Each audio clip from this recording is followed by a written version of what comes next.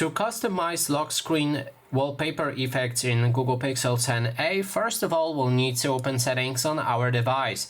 Next step is to select the wallpaper and style. We can then navigate to more wallpapers and choose one of the photos for our wallpaper. In this case, let's go for this one.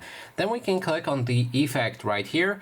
This will allow you to customize it, so you can change the shape for your effect. You can then change the color for the background of that effect. You can apply the weather effect like a fog, rain, snow or sun, that is the animations, or you can pick one of the cinematic effects. That way you will need to download the effects for 3D motion on your photos. So let's wait a few moments until it's actually downloaded.